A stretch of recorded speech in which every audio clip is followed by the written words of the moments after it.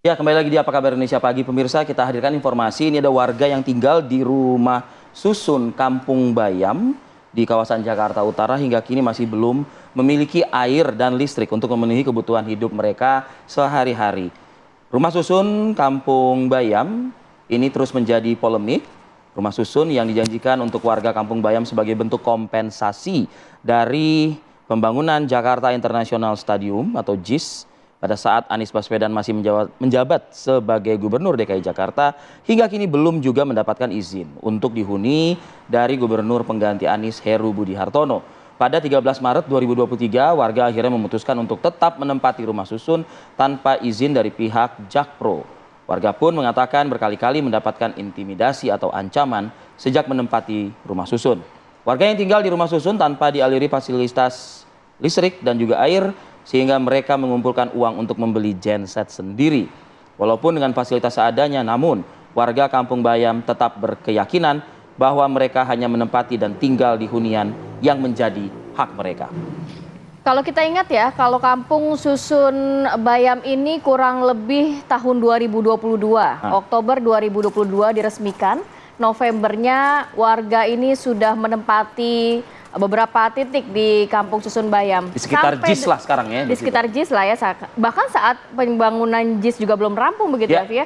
Tapi sampai saat ini ternyata warga juga tidak mendapatkan haknya secara penuh, tidak bisa mendapatkan air, listrik, dan juga sejumlah fasilitas yang awalnya memang dijanjikan. Nah, untuk mengetahui bagaimana kondisi terkini, langsung dari sana kita akan bergabung bersama rekan kami, Agam Rizky. Selamat pagi. Agam, silakan informasi terupdate langsung dari sana.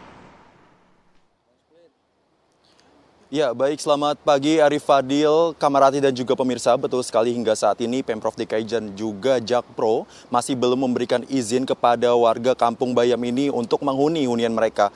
Bahkan sampai saat ini akses listrik dan juga air masih mereka belum mendapatkan begitu. Dan untuk mengetahui informasi lebih lanjut, saat ini saya sudah bersama dengan Pak Furkon selaku Ketua Kelompok Tani Kampung Bayam Madani. Selamat pagi Bapak. Pagi. Pak Furkon, boleh dijelaskan sebenarnya apa sih permasalahan awal yang dihadapi oleh warga Kampung Bayam ini dengan pihak Jakpro itu sendiri, Pak? Ya, permasalahan yang awal sih dari tanggal 13 Maret merasa kami kecewa karena dari tanggal 28 itu bulan Desember 2023 yang seharusnya draft peraturan yang setelah disepakati hasil rapat dari Kelurahan Papanggo itu harusnya sudah kami tanda tangani, dan tanggal 1 Januari 2023 itu harus kami maksudnya Desember 28 ya, tanggal 28 2022 ya. Maksudnya tanggal 1 Januari itu harusnya draft itu peraturan dari mereka itu, karena Jakpro mengakui bisa memangkas sampai kisaran 750 kontribusi sebagai kewajiban warga membayar ke Jakpro selama masa transisi 6 bulan. Nah, kekecewaan kami itu sampai 7 bulan kami di pelataran, dan kami harus melindungi anak-anak kami dari pendidikannya, dari sakit dan sebagainya. Hal ini tidak ada direspon ke PJ Gubernur. Kami mengirim surat audensi, bahkan sampai ke PT Jakpro juga tidak ada tanggapan. Artinya mereka berbalik badan lah gitu. Nah, pada PJ Gubernur juga kami mohon ini harusnya lebih bertanggung jawab. Pada tanggal 16 Oktober kami mengadukan nasib kami kepada Dewan Perwakilan Rakyat, yaitu difasilitasi oleh fraksi Nasdem waktu itu Pak Wibi. Nah, itu pun PJ Gubernur dan ASN yang lainnya tidak hadir. Bahkan kami sangat kecewa. Aturan ini negara dan pemerintah itu hadir untuk kami karena di sini banyak anak-anak. Nah, yang kecewa lagi di bulan November ya, di bulan November 2023 ini udah 1 tahun 2 bulan kami di sini dibiarkan, ditelantarkan. Ini ruang hidup kami mau diapakan, hak dasar kami bagaimana. Lalu kami sampai sekarang berhadapan dengan polisi, dilaporkannya kami dengan pasal 170, penyerobotan dan sebagainya, pengerusakan dan sebagainya.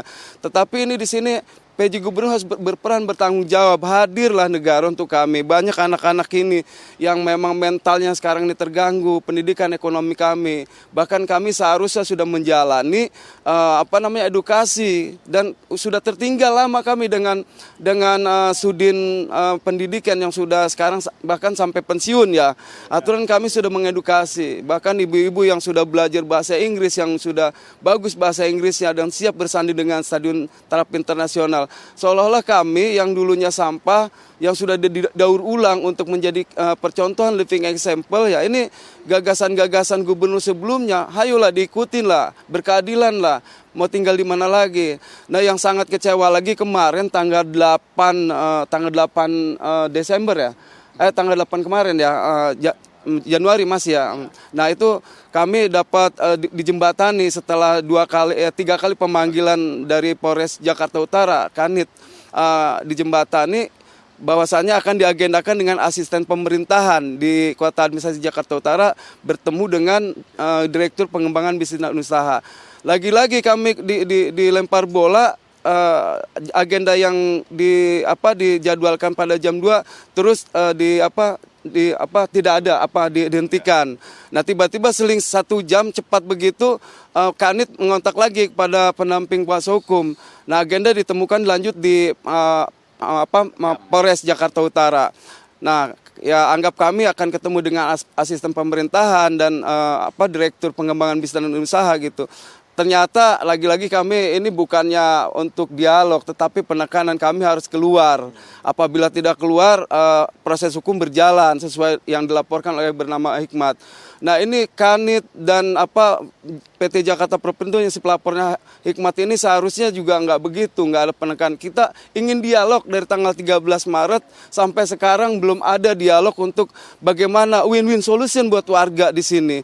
Ini kami sangat kecewa. Harusnya PJ Gubernur ini bertanggung jawab. Tinjau ulanglah dengan tindakan Jack Pro yang tidak ada kemanusiaan. Ini sudah melanggar HAM, banyak anak-anak di sini. Begitu. Baik Pak Furkon, terakhir nih, apa harapan dari Pak Furkon dengan warga sekitar kepada pihak Jack Pro dan juga pemerintah nih Pak? Harapan kami adalah di sini kami menanti hak-hak kami, dialog yang jelas. Bagaimana nanti ke depannya kami ya harus dengan sesuai proposal kami yang diajukan kepada gubernur sebelumnya. Beliau sudah membuatkan kami sudah lengkap. Jangan lagi Kanit, Jack Pro, dan PJ Gubernur ini tidak layak. Ini sudah layak kok. Dan kami saksinya, siang malam kami ngontrol bangunan ini. Siang malam ini kami udah ngontrol sini gitu. Pak Furkon, terima kasih banyak atas waktunya Pak. Ya, memang Arif Fadil, Kamarati dan juga pemirsa hingga saat ini mereka masih menuntut bagaimana kelanjutan atas hunian yang seharusnya mereka tinggali. Namun hingga saat ini mereka masih belum mendapatkan kejelasan dari pihak Jack Pro terkait hunian yang dapat mereka huni. Untuk sementara demikian Arif Fadil dan juga Kamarati. Baik, terima kasih Agam Rizky melaporkan langsung dari Kampung Susun Bayam. Dan kalau kita lihat di media sosial ya banyak yang berkomentar ini akhirnya warga ini menjadi korban janji politik atau korban dari pembangunan yang tidak berkesinambungan. Berkesinambungan. Tuh, saya mau nyinyir aja sampai salah kan? Ya emang nggak boleh nyinyir nih saya nih kayaknya beda sama netizen. Jangan nyinyir lah, biarlah yang nyinyir netizen aja ya kan. Netizen aja deh yang nyinyir.